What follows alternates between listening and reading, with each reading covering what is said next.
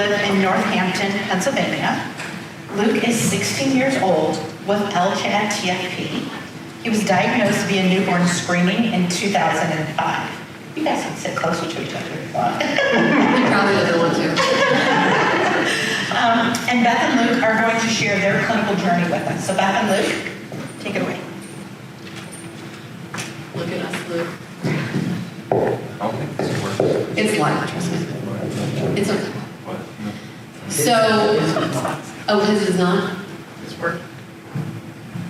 Test it again, Luke. Oh, there you go. You got it. Hello? Hello. We got you. So after watching and attending these conferences so often and listening to the importance of clinical trials and patient participation, I thought that it was time, as he got older, to give back, to give something back to the LCHAD community and to help not only him, but some of the younger ones who are coming through. Because we're kind of, not the oldest, but a little bit on the older side. And I feel like there's so many more babies now who are being diagnosed, thank God, through the newborn screening. And if we could give just a little bit of hope and information, that was kind of where I came at it from a mother, as a mother standpoint. Luke, what made you want to do this study? You told me to do it. Perfect answer. Perfect answer. Well, I did. There was some coercion involved for sure. But he's a really big sport. And so it was actually very easy. It was at I think it was the first conference that MitoAction picked up this conference, and we discussed it as a family. We looked at it was called The Natural History of Retinopathy.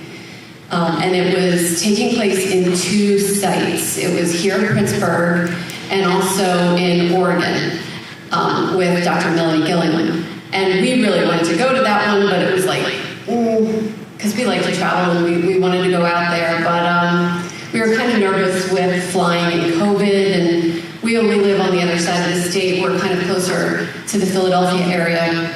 So we decided to do the Pittsburgh study. So we coordinated everything with Dr. Bakli's clinical assistant, Danielle Black, who was so wonderful. She communicated with me. She was extremely accessible. She told us all the ins and outs of what everything was going to look like for both Luke and for us as a family. She helped us find hotels.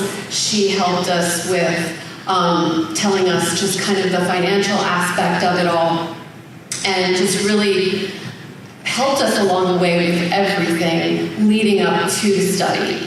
I will say that the study was 100% paid for our hotel, our parking at the hotel.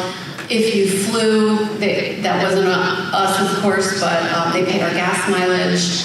And so it was really beneficial, I thought, to myself to kind of watch and be a part of the study and know we were making somewhat of a contribution. Luke, what was it like as the patient? Because I can speak to the mom part. What was it like as the patient? It was weird. It was weird in what way? I don't know. You're asking me these very cryptic questions. It was weird physically. In a manner of speaking. Were you scared? No. Was it painful? Not in the truest sense of the word. A little philosopher here. Would you rather be in school or doing the eye study? I study 100%. So there was, all 3 days, there were a series of dilations. And honestly, I feel like Again, I didn't have this done, but I feel like I have had my eyes dilated, and that's the worst part of it. Luke, can you share with us, when you walked into the doctor's office, like, what was it that they asked you to do? What did they do to you? And like, what was the process like? And what was involved from your perspective? Well, I don't know the exact names of the machines, but they like put my face in like boxes and made me look at like lasers and stuff. And so did it was like going in and having an eye exam, right? Where they Yeah. put your eye in the machine, Yeah, and puff the light and puff the air in and tell you to look at the balloon and it's gonna get blurry. So it was non-invasive. And I think you looked at some, like peripheral, they were checking your peripheral vision. Is that the lasers you were looking at? I guess it was a year ago. I don't remember.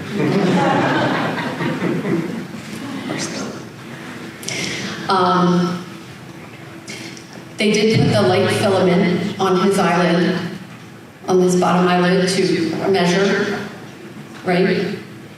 Yes. That's And they right. flashed lights and measured his retinal response. Am I right, Dr. Bobley? Okay.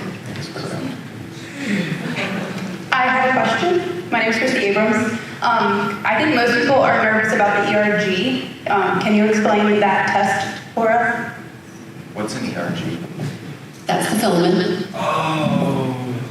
So he was dilated. He was completely, they also numbed his eyes, so he didn't feel a thing. They put it's a tiny little thread, you can hardly even see it, on the base of his eye, and it measured those responses when light was flashed. I believe in Oregon, they can do it with sedation, if that's something that your child needs. We didn't need that because he, as just a manner of protocol with Children's Hospital of Philadelphia, he gets the frequent ERGs anyway, and he does fine. So we knew that we could do it without sedation or pain or even that fear, because it was nothing really that new that he's experienced that we haven't gone through. Did it hurt at all? No. He'd be a great witness. Look, if you had to have a conversation, say with like a 5-year-old who was getting ready to go in to participate in this track, like what would you tell them to ease their fears and their concerns about participating? It's not painful. It's more just uncomfortable. It'll be over soon. Would you do it again? Yeah, we were adequately compensated.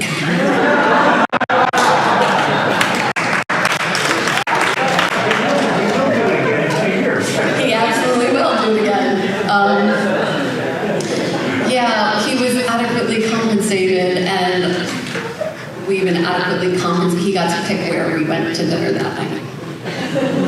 Well, it was also my birthday, so you made me do it on my birthday. I made you do it on your birthday. They're getting a lot of information about our family up here. Luke, now having gone through the process, is there anything you wish you would have known beforehand that may have made the process a little bit easier for you? No, I thought it would be worse. It was not as bad as I first thought. And I think that's probably the case with a lot of things, especially medical things. We anticipate the anticipation is much worse than the actual procedures. And at least looking at him, he was never in distress.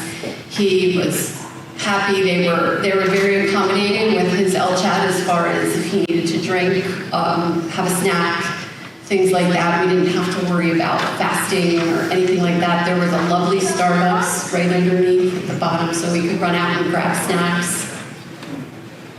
Really nice food court too. But from a parent perspective, what was the most challenging part of you participating? And it may have been something you thought was a challenge, but after going through it, you said, oh, maybe it wasn't so bad. I think just sitting, The waiting. just the waiting, and every metabolic parent in here understands what that is like. Just sitting and waiting can, even in a dark room, it can be exhausting. But again, slightly uncomfortable, but nothing I wouldn't change.